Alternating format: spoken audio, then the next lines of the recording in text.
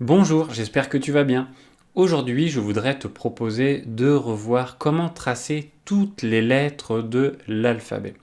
Avant de te montrer comment on les trace, je voulais te remontrer sur quel cahier on écrivait actuellement et te remontrer les différents espaces qui composent cette page.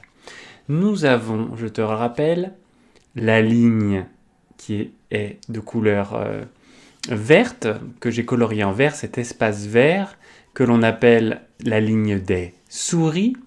Et c'est de cette ligne des souris que j'ai coloriée en vert dans la marge de cette page que l'on va faire démarrer toutes les lettres. Ensuite, un peu plus haut, on a la ligne des oiseaux. Dans cet espace que j'ai colorié en bleu, nous allons avoir les lettres qui vont monter. Les lettres qui vont monter vont parcourir cet espace bleu. Et puis, sous la ligne des souris, nous allons avoir la ligne des vers de terre qui est ici coloriée en marron. Ce sera pour toutes les lettres qui vont descendre sous la ligne des souris. J'espère que tu es prêt à revoir toutes ces lettres. Tu pourras mettre pause pendant la vidéo. Les lettres, je ne vais pas les écrire dans l'ordre de l'alphabet, mais je les ai regroupées par critères de ressemblance, par formes qui se ressemblaient un petit peu. Donc j'ai regroupé ensemble les lettres qui sont un peu rondes. J'ai regroupé ensemble les lettres qui ont des boucles hautes et puis des boucles basses. J'ai regroupé ensemble les lettres qui avaient des ponts.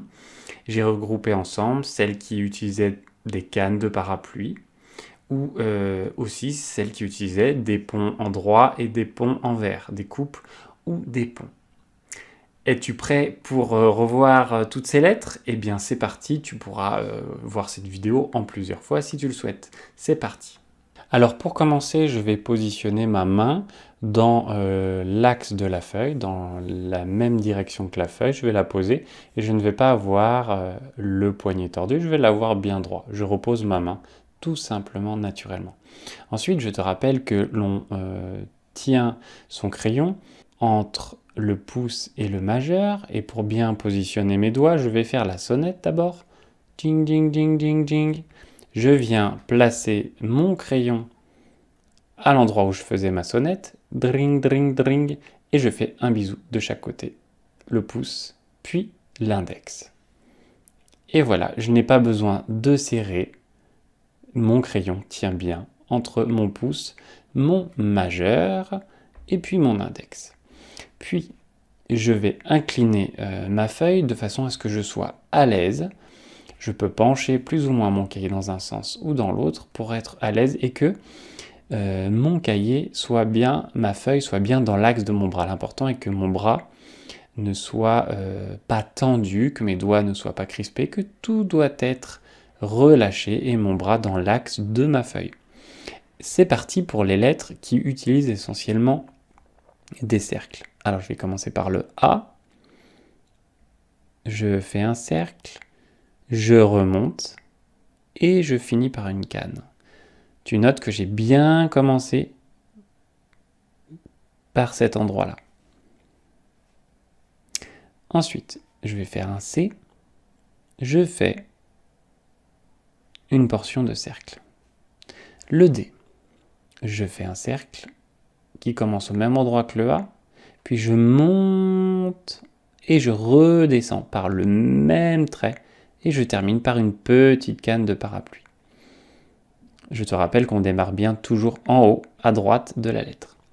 Pour le haut, je démarre en haut, je tourne et je fais une minuscule boucle invisible. D'accord? Le Q, je fais un cercle qui démarre toujours en haut à droite, je remonte et je redescends dans la ligne des vers de terre. Tu as remarqué que pour ces lettres-là, je suis resté toujours dans cette ligne des vers de terre, excepté pour le Q, qui est descendu un petit peu dans la ligne des vers de terre. Maintenant, je vais faire avec toi les lettres qui ont des boucles.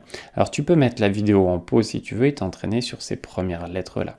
Mais moi, de mon côté, je continue. Alors, Voilà, si tu veux, on peut reprendre et on va faire les lettres qui utilisent essentiellement des boucles, qu'elles soient hautes ou qu'elles soient basses. Alors le E, pour faire un E très simplement, eh bien tu te contentes de faire une petite boucle et ça forme un joli E.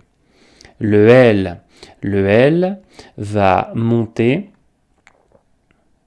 dans la ligne du ciel, la ligne des oiseaux. Voilà. Ensuite, je vais faire le B. Alors je ne vais pas sauter de carreau parce que je voudrais utiliser simplement une seule page. Je monte une boucle, je remonte et je termine par un petit trait horizontal. Ensuite, on va tracer le F. Le F, j'ai une boucle qui monte dans la ligne des oiseaux, puis une boucle qui descend dans la ligne des vers de terre. Le G, donc j'ai un cercle, puis une boucle basse. Je vais doucement pour que tu vois bien. J'ai le H qui a une boucle haute qui monte jusqu'à la ligne, tout en haut de la ligne des oiseaux. Puis je termine par un pont et une minuscule canne de parapluie. Le J, je monte, puis je descends et je trace une boucle basse. Je n'oublie pas mon point. Le K, je fais une boucle qui monte, puis je ferme le K et je fais cette petite vague. Ensuite, le Y, un petit pont à l'envers, je fais une boucle basse. Voilà. Je vais tracer le Z ici. Je monte un trait horizontal, un petit trait oblique vers l'arrière, puis une boucle basse dans la ligne des vers de terre. Voilà pour les lettres qui utilisent essentiellement des boucles. Tu m'excuseras, mais je n'aurai pas assez de place sur cette page, donc je vais démarrer d'autres lettres qui se ressemblent. Pour te montrer, je marque un petit point pour dire simplement qu'on commence une nouvelle série de lettres qui se ressemblent. Maintenant, je vais écrire les lettres qui utilisent essentiellement des ponts. Bien sûr, tu peux mettre la vidéo en pause et t'exercer de ton côté. Es-tu prêt pour les lettres qui utilisent essentiellement des ponts? Alors c'est parti. Je vais tracer le M. Pour le M, je vais faire 3 ponts. Je fais bien attention de repasser sur le même trait. Le N, seulement 2 ponts. Toujours à la fin une petite canne.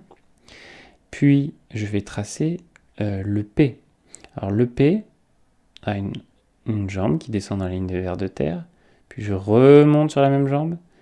Et je trace à la fin un pont et une petite canne.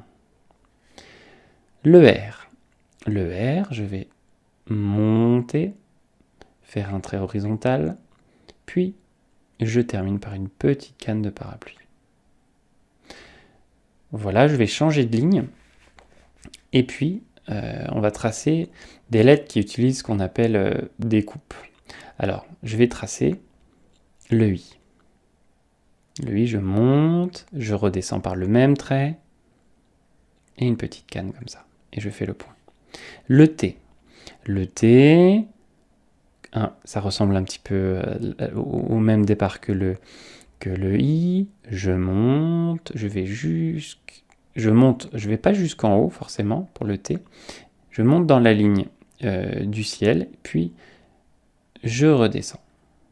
Je l'ai fait un peu trop grand monter. Il n'a pas besoin d'être aussi grand. Le U. Le U, je monte, je redescends, c'est un petit pont à l'envers, et je termine par une petite canne de parapluie. Le V. Alors le V, je vais démarrer au milieu de la ligne des souris. Je vais faire comme un petit pont, puis un pont à l'envers. Je m'arrête et je fais un petit trait horizontal. Le W, c'est comme le début du V. Je démarre au milieu de la ligne des souris, un petit pont à l'envers, un petit pont à l'endroit, puis un pont à l'envers. Je remonte, puis je redescends par le même trait pour faire la deuxième partie W, je remonte, et un petit trait horizontal. Voilà. Enfin, j'avais envie de te montrer le S et le X ensemble. Je monte, je m'arrête et j'arrondis pour le S. Tu remarques que le S est un petit peu piquant ici. Et enfin le X, c'est comme deux demi-cercles. Un dans un sens et dans l'autre. Bravo d'avoir regardé toute cette vidéo et de t'être entraîné. Je te mets une photo sous cette vidéo pour que tu puisses t'entraîner sans regarder la vidéo.